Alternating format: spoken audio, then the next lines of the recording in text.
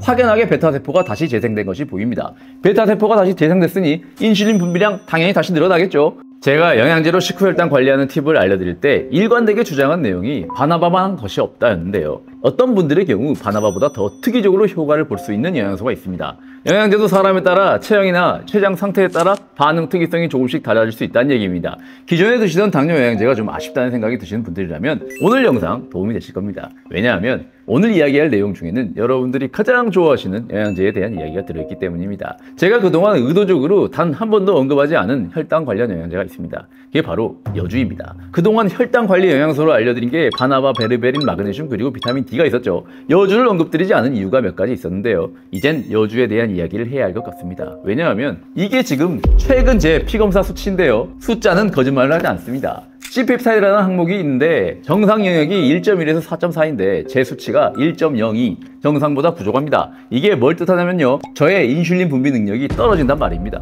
저는 여러분들에게 제가 직접 당뇨를 탈출하는 모습을 보여드리면서 여러분들이 따라오실 수 있도록 깃발을 들고 전진하고 있는 선봉장입니다. 제가 부족한 저의 인슐린 분비량을 늘리는 모습을 보여드리면서 여러분들도 하실 수 있게 가이드라인 제시해드려야죠. 그런데 오해는 하지 마세요. 여주 먹는 것만으로 쪼그라든 인슐린 분비량이 다시 늘어난다는 말이 아닙니다. 여주는 당뇨 탈출이라는 복잡한 퍼즐 조각 중에 하나에 불과하니까요. 하지만 누군가에게는 그 퍼즐이 중요한 퍼즐 조각이 될 수 있으니 오늘 이야기 잘 들어보시고 저와 함께 딱 6개월만 달려보시죠. 제가 오늘 알려드릴 방법으로 올가을에 제 인슐린 분비 능력을 높이는 걸 피검사를 통해 인증하도록 하겠습니다. 자, 그럼 쪼그라진 췌장 다시 살려내러 한번 가볼까요? 의지가 조금이라도 생기셨다면 좋아요 눌러주시고요. 꼭 구독도 누르셔서 좋은 정보들 앞으로도 놓치지 않으시면 좋겠습니다. 결국 여주 먹어서 인슐린 분비량 늘리면 된다는 이야기를 뭐 이렇게 복잡하게 하려고 하냐 라는 생각이 드셨다면 조금 생각해 보셔야 할 것이 유튜브나 블로그 같은 곳에 알려진 여주에 대한 정보 중 99%가 틀린 정보를 전달하고 있습니다. 이것 때문에 좀 조심스럽긴 한데 틀린 건 바로 잡아야죠. 뭐가 틀렸냐면요, 여주 속 폴리펩타이드 P라는 성분이 인슐린과 구조가 유사해서 여주를 섭취하면 인체 내에서 천연 인슐린 역할을 하면서 혈당 낮춘다는 이야기. 이거 완전히 틀렸습니다. 쥐와 원숭이, 사람에게 폴리펩타이드 P를 사용했을 때 여주 속 폴리펩타이드 P가 인슐린처럼 작용한다는 많은 연구들이 있습니다. 틀린 말 아닌데요. 문제는 이 실험들 모두 폴리펩타이드 P를 주사로 투여한 실험이라는 겁니다. 폴리펩타이드 P가 인슐린과 유사한 건 맞지만 그건 주사를 통해 몸으로 들어가야 효과가 나온 것이고요. 우리는 그동안 여주가 천연 인슐린이라고 여주나물, 여주무침, 여주영양제, 여주즙 이런 거 다 모두 입을 통해 몸속으로 들어갔잖아요. 이거 단백질 구조가 핵심인데 입으로 들어가면 소화 과정에서 그 구조가 다 잘게 쪼개져 분해된 다음에 활성이 없어집니다. 그럼 여주가 사기였냐? 그건 또 아닙니다. 여주 속 폴리펩타이드 P라는 성분이 먹었을 때 효과가 없다 뿐이지 여주 자체는 효과가 있습니다. 한국에서 진행한 실험인데요. 18세에서 80세 사이 혈당 나쁜 76명을 대상으로 12주 동안 여주 추출물을 투여하겠습니다. 그냥 결론만 알려드릴게요. 여주를 섭취한 실험군은 12주 후 식후혈당 10 감소했고요. 여주 안 먹은 대조군은 오히려 혈당이 12가 올라갔습니다. 뿐만 아니라 여주 섭취군은 글루카곤 농도가 낮아졌는데요. 글루카곤은 간에 저장된 글리코겐을 분해해서 포도당으로 내보내는 호르몬입니다. 그러니까 많이 분비될수록 공복혈당이 높아지는 호르몬인데 이것도 줄어들었으니 공복혈당 감소에도 영향을 줄 수 있다는 얘기죠. 여주는 쓴 멜론이라 불리며 열대지방에서 당뇨약 대신 사용되던 열매인데 안에 밝혀진 성분이 대략 220가지가 넘습니다. 그 중에서 혈당에 관여하는 성분이 폴리펩타이드 P만 있는 게 아니고요. 카란틴과 모모르 대신도 여주 속 주성분 중 하나고 옛날 사람들이 여주를 당뇨약으로 활용했던 이유가 이 성분들이 발휘하는 혈당 조절 효과에서 기인한 것으로 추정할 수 있겠습니다. 그럼 음식으로, 반찬으로 매일 먹어도 되지 않을까 하는 생각이 드실 건데요. 양적 측면과 질적 측면에서 좀 생각을 해볼 필요가 있습니다. 먼저 질적 측면에서 여주는 수확 시기에 따라 유효 성분의 농도가 달라집니다. 여주는 숙성될수록 유효 성분이 줄어들기 때문에 아직 완전히 익지 않은 상태의 미숙 여주가 가장 효과가 좋습니다. 그래서 방금 전 실험에서 혈당을 낮출 수 있었던 실험군의 경우 미숙 여주 추출 분말을 사용했습니다. 그런데 음식으로 수확 시기를 균일하게 유지하기 어렵죠. 이거 질적인 측면이고요. 양적으로 생각해 볼 내용은 저 실험에서 효과가 나왔던 용량이 미숙 여주를 고농축에서 추출한 걸로 하루 2.4g입니다. 이걸 여주 열매를 통해 섭취하게 될 경우 하루에 약 300g을 섭취해야 하는데 여주 5개 먹어야 합니다. 매일 그렇게 섭취하면 식이섬유 섭취량도 늘어나고 양이 워낙 많으니 저것만 먹고도 배가 불러서 당뇨가 저절로 나을 겁니다. 하지만 현실적으로 불가능하죠.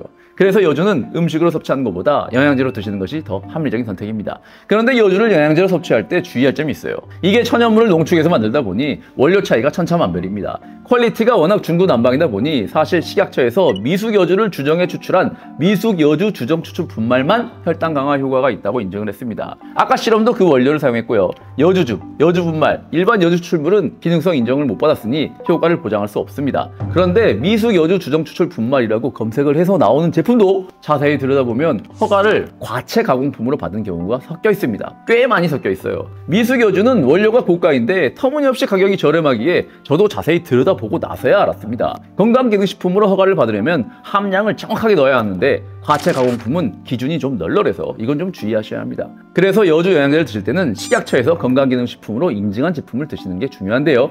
그런데 또 건강기능식품이라 표기가 되어 있다 하더라도 유통 단계가 복잡하거나 함량이 낮으면서도 가격이 터무니없이 비싼 경우도 있습니다. 그리고 여주의 주성분 카란틴의 반감기가 제대로 밝혀진 바가 없기 때문에 식사에 맞춰 하루 3번은 드시는 게 가장 좋은데 2번이나 1번 드시도록 용량이 설정된 제품들도 있어서 사실 이게 너무 복잡해서 저 같은 전문가가 아니면 제대로 고르기가 어려운 것도 사실입니다. 그래서 여주의 효과를 특히 더 잘 볼 수 있는 분들로 범위를 줄여드리겠습니다. 그럼 확률 높아지고 효과만 있다면 해볼만 하잖아요. 그리고 또 반대로 큰 효과가 없을 분들도 다 알려드릴 테니 잘 들어보세요. 이런 게 바로 돈 아끼는 정보입니다. 어떤 분들이 효과가 잘 나오냐면요, 저처럼 베타세포 기능이 떨어지신 분들입니다. 여주의 주성분인 카란틴이 바나바나 베르베린과 다른 점이 있다면 췌장의 베타세포 기능을 재생하는 데 도움이 될 수 있다는 겁니다. 이 실험은 쥐를 대상으로 진행한 연구인데요. 정상쥐에게 당뇨를 유방하고 췌장세포를 600배 확대한 현미경 사진입니다. 정상 췌장세포 안에 동그란 반점들이 인슐린을 분비시키는 베타세포인데요. 당뇨를 발생시키자 45일 후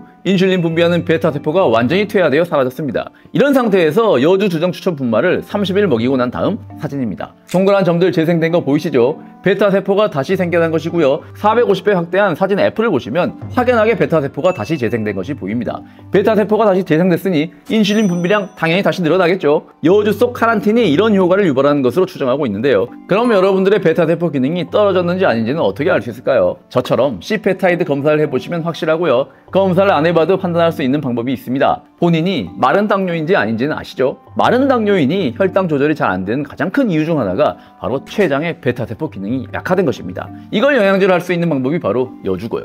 정리하자면 마른 당뇨분들이 바로 여주의 효과를 잘 볼 수 있는 분들입니다. 하지만 제가 장담하건만 마른 당뇨라고 해도 아무것도 하지 않고 여주 영양제만 달랑 먹는다고 췌장이 다시 살아나진 않습니다. 왜냐하면 실험에서 베타세포가 살아난 쥐들은 정상 상태에서 억지로 당뇨를 만든 다음 여주를 먹이면서 다시 정상적인 식습관을 유지시켜서 정상으로 돌아왔습니다. 그러니까 식습관이 정상인 상태에서 여주를 먹었다는 말입니다. 물론 안 먹는 것보다는 낫겠지만 제대로 효과를 보려면 우리도 실험쥐들과 마찬가지로 여주를 섭취하면서 식습관도 교정을 해야 가능하단 말입니다. 그런데 우리 갑오징어 여러분들 이미 잘하고 계시잖아요. 그럼 하시던 대로만 하시면 됩니다. 여주 영양제도 역시 바나바와 마찬가지로 식전에 드시는 게 맞고요. 식전에 미리 흡수된 상태여야 음식물이 들어왔을 때 여주 속 성분들이 더 잘 대응하겠죠. 저는 많이 먹어야 할 상황에는 식탁에 앉자마자 한 번에 2포를 먹기도 합니다. 물론 당뇨약을 복용하시는 분들은 용량 이렇게 함부로 증량하시면 안 되고요. 저처럼 당뇨약 안 드시는 분들은 이 정도로 저혈당 갈 일 없으니 걱정 마세요.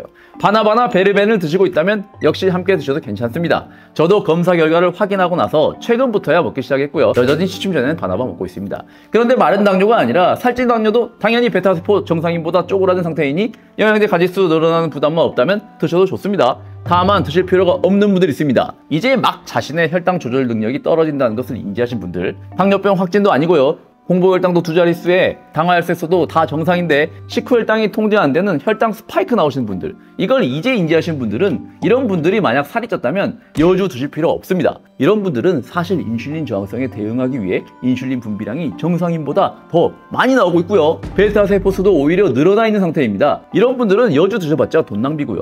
체중 줄이시고 식단 관리만 잘하시면 금방 좋아집니다. 이런 분들이 만약 영양제를 꼭 드시고 싶다면 바나바 쪽이 더 맞습니다.